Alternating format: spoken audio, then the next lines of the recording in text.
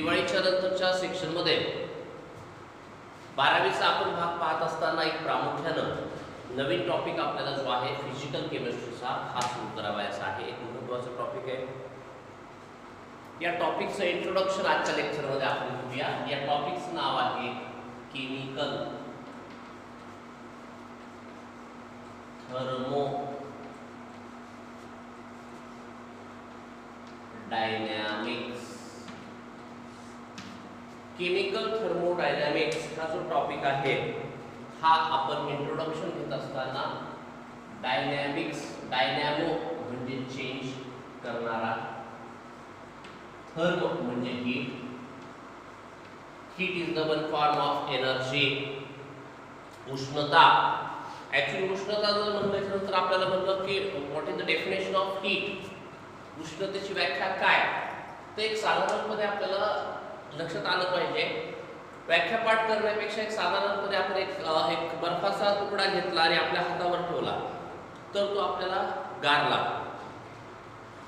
आणि जर चहाचा कप घेतला किंवा गरम पाण्याचा ग्लास घेतला आणि तो हातात घेतला तर तो गरम लागतो. बर्फ हा गार लागतोय, पाणी किंवा चहा हे गरम लागतोय. नेमकं काय होतं तर आपल्या शरीराचं एक ठराविक तापमान आहे.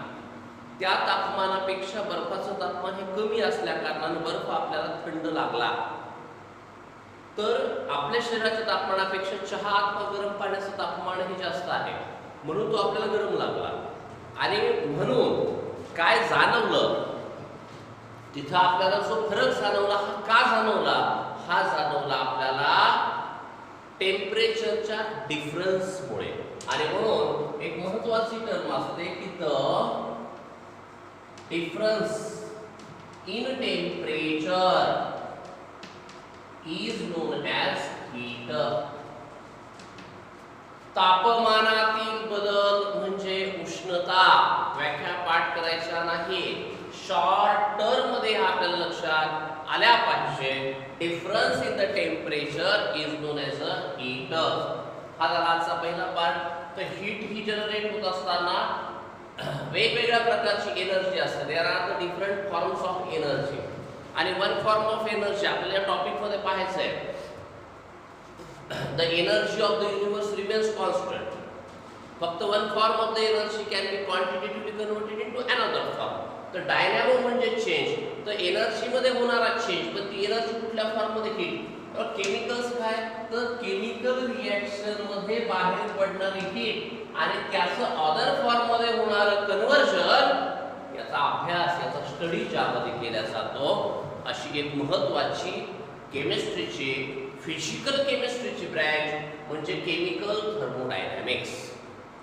आता नॉर्मल पद्धतीने एक्सप्लेन करण्यापेक्षा मी काय करतोय, बुक ओरिएंटेड तुम्हाला जे पॉइंट्स आहेत हे मी त्या पद्धतीने एक्सप्लेन करणार. आणि म्हणून एक साधा भाग लक्षात ठेवायचा की आपल्याला इथे यामध्ये एक महत्त्वाचा पार्ट येणार आहे तो म्हणजे एनर्जी. ऊर्जा जी असते ही पारंपरिक आणि अपारंपरिक, नैसर्गिक आणि आपण आर्टिफिशियली पण जे प्रिपेअर करतो अशा पद्धतीचे. The capacity to do work is known as energy. व्याख्या व्यवस्थित लिहून पाठ करायच्या.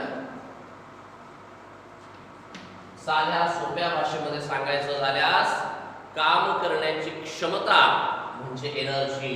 The capacity to do work is known as energy. ही आपल्याला काम करण्यासाठी आपण आहार घेतल्याच्या नंतर, आपण जेवण घेतल्याच्या नंतर कॅलरीज मध्ये आपल्याला एनर्जी मिळते, त्यामुळं आपण दिवसभर वर्किंग करू शकतो, काम करू शकतो. अशातला हा पहिला पार्ट. आता आपण या भागात जात असताना आपल्याला दुसरा एक छोटासा पॉइंट आज डिस्कस करायचा आहे, डिफरंट फॉर्म्स ऑफ एनर्जी. आणि मी असे सांगण्याच्या ऐवजी वर्ड टू वर्ड तुम्हाला एक्सप्लेन करू शकतो. Kinetic energy which arises due to the motion. आता पहिला पॉइंट त्यामधला आहे कायनेटिक एनर्जी. ही कायनेटिक एनर्जी काय असते, the energy due to the motion. जी ज्याला आपण गतिज ऊर्जा असं म्हणतो त्याला कायनेटिक एनर्जी असं म्हणायचं. ती कशामुळे तयार होते, मोशनमुळे तयार होते. मोशन ही वेगवेगळ्या प्रकारची असू शकते आणि ही देत असताना रोटेशनल असू शकतं, रोटेशनल, व्हायब्रेशनल. आता रोटेशनचा अर्थ काय होतो की एखादा समजा की हे अशी प्लेट, याचे रोटेशन्स, हे असं रोटेट व्हायला लागलं किंवा हे असं रोटेट व्हायला लागलं, तर हा एका जागेवर स्थिर होता, तो पोटेन्शियल होता. पण तो हल्ल्यामुळे काय झालं, मोशनमुळे काय झालं, त्याच्यामध्ये एनर्जी यायला लागली आणि त्याला म्हणायचं रोटेशनल एनर्जी. व्हायब्रेशनल म्हणजे काय, जसं स्प्रिंग असतं, हे स्प्रिंग असं शॉकअप असतात, हे व्हायब्रेट होतात, याच्यामुळे त्याला मोशन येते. या पद्धतीचा जो भाग आहे तो व्हायब्रेशनल. आणि त्यानंतरचा आला ट्रान्सलेशनल. ट्रान्सलेशनल द एनर्जी म्हणजे आता सरळ energy due to the straight line motion. Motion ही सरळ रेषेमध्ये असेल तर त्याला आपण ट्रान्सलेशन म्हणजे गती कशाने तयार होते, मोशन कशाने तयार होते, हा एक महत्त्वाचा पार्ट आपण यामध्ये पाहिला. दुसरा पार्ट आहे पोटेन्शियल एनर्जी. व्याख्या काय करतो, the energy associated to the particle due to its position. त्याची जागा जी आहे, त्याची पोझिशन जी आहे, यावरती जे अवलंबून आहे त्याला पोटेन्शियल एनर्जी. ठीक आहे.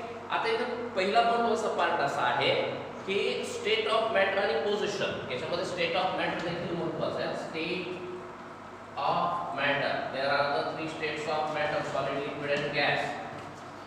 The part of the universe which occupy the space and which has a certain mass is known as a matter. आणि सर्वात महत्त्वाचा पार्ट असा आहे की it depends upon the temperature of the system. सिस्टीमचं temperature जे आहे त्यावरती प्रामुख्यानं ही डिपेंडंट असते. हा महत्त्वाचा पार्ट. त्यानंतर तिसरा पार्ट आला हीट एनर्जी. हीट एनर्जी त्याला थर्मल असं देखील आपण प्रकार म्हणतो. थर्मल एनर्जीचा हा जो प्रकार आहे which is transfer from hot body to cold body. जी हॉट बॉडी पासून कोल्ड बॉडीकडे ट्रान्सफर होते.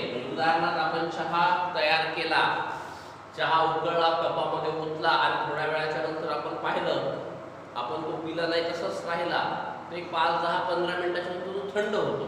कारण वातावरणाची उष्णता, वातावरणाचं तापमान हे कमी असतं, चहाचं तापमान जास्त असतं आणि मग ही हीट एनर्जी जी आहे हॉट बॉडीपासून कोल्ड बॉडीकडे त्याचं ट्रान्सफर जे आहे हे प्रामुख्यानं होत असतं. हा एक महत्त्वाचा भाग इथे पाहायला मिळतो. त्यानंतर radiant energy which is associated with electromagnetic and light radiation.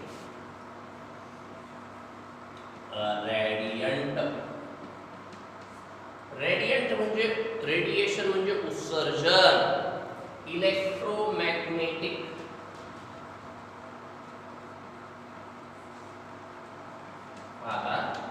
Electromagnetic हा एक महत्त्वाचा भाग आपल्याला इथे पाहायला मिळतो. आणि हा इलेक्ट्रोमॅग्नेटिक जो आहे आणि लाईट रेडिएशन. इलेक्ट्रोमॅग्नेटिक आणि लाईट रेडिएशन. लाईट म्हणजे आता समजा ही ट्यूब आहे, हिची आपल्याला लाईट मिळतोय, तो रेडिएशन करतोय. प्रकाश जो आहे, light is the one form of energy.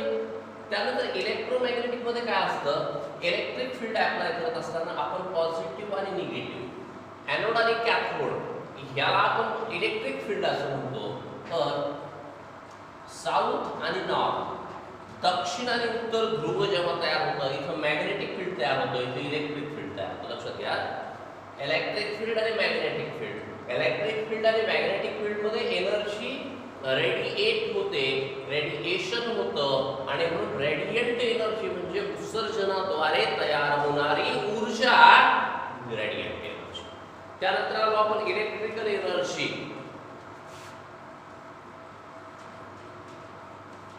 Electrical energy produced in the galvanic cell. जे वेगवेगळ्या प्रकारचे सेल असतात ज्यामध्ये केमिकल एनर्जीचं रूपांतर आपल्याला इलेक्ट्रोकेमिस्ट्रीमध्ये भाग पाहायचा. केमिकल एनर्जीमध्ये केमिकल रिॲक्शन्स द्वारा जी तयार होणारी एनर्जी असते, इलेक्ट्रिकल फॉर्ममध्ये जी आपल्याला विद्युत ऊर्जा असं ज्याला आपण म्हणतो, हा प्रकार galvanic cells are utilised. these are the devices, these are the apparatus which are used to convert the chemical energy to the electrical energy. रासायनिक ऊर्जेचं रूपांतर विद्युत ऊर्जेमध्ये ज्या भागामध्ये केल्या जातं त्याला गॅल्व्हॅनिक सेल्स असं म्हणलं जातं. आणि त्यानंतर chemical energy stored in chemical substances. आणि शेवटचा पॉईंट आहे आपला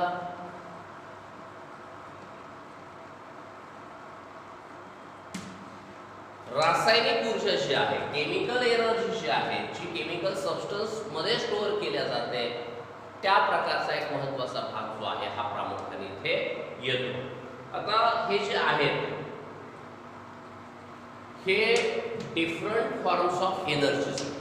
आता आपण पहिला भाग देत असताना काय सांगितलं आपण या टॉपिक मध्ये, केमिकल रिएक्शन्स मध्ये हीट बाहेर पडते, त्या heat is the one form of energy. त्याचं दुसऱ्या एनर्जीच्या पार्टमध्ये जे काही चेंजिंग होत आहे, कन्व्हर्जन होत आहे, ट्रान्सफर होत आहे, याचा टोटल स्टडी ज्यामध्ये केला जातो ती ब्रँच म्हणजे केमिकल थर्मोडायनॅमिक्स.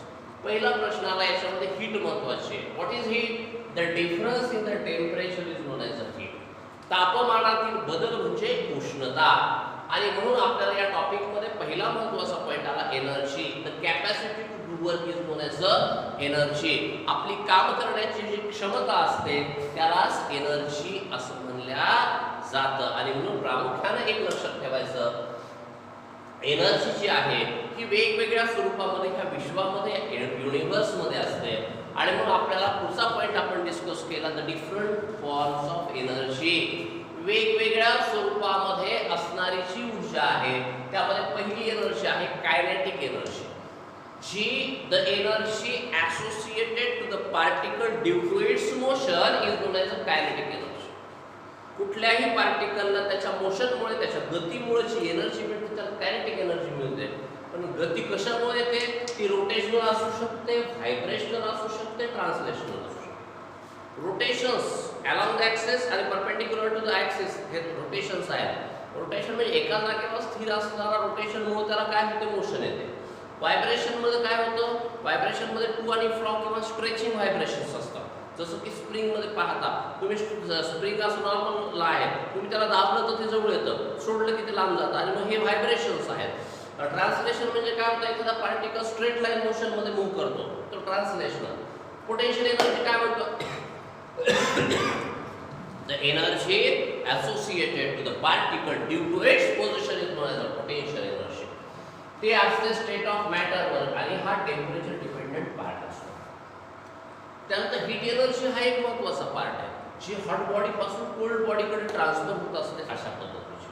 रेडियंट एनर्जीचा जर विचार केला आपण तर इलेक्ट्रिक आणि मॅग्नेटिक फील्ड जे असतात, पॉझिटिव्ह आणि निगेटिव्ह एनोड आणि कॅथोड द्वारा निर्माण झालेले जे इलेक्ट्रिक फील्ड आहे अथवा साऊथ आणि नॉर्थ याद्वारे निर्माण झालेलं चुंबकीय क्षेत्र जे आहे, मॅग्नेटिक फील्ड जे आहे, यामध्ये रेडिएशन उत्सर्जन होणारी जी एनर्जी आहे that is known as a radiant energy. आणि केमिकल एनर्जी वेगवेगळ्या केमिकल सबस्टन्सेस मध्ये जी ऊर्जा असते त्याला आपण रासायनिक ऊर्जा केमिकल एनर्जी म्हणतो. आणि ह्या ज्या वेगवेगळ्या ऊर्जा आहेत यांचं एका फॉर्म मधलं कन्वर्जन दुसऱ्या फॉर्म मध्ये, दुसऱ्या फॉर्म मधलं पहिल्या फॉर्म मध्ये, असं the different forms of energies are interconvertible. हा एक महत्त्वपूर्ण पार्ट इथे पाहायला मिळतो. आणि म्हणून आजचा पहिला पॉइंट आपण एक्सप्लेन केला, एनर्जी आणि डिफरंट फॉर्म्स ऑफ एनर्जी. बरोबर सेक्शन आपण पुढच्या भागात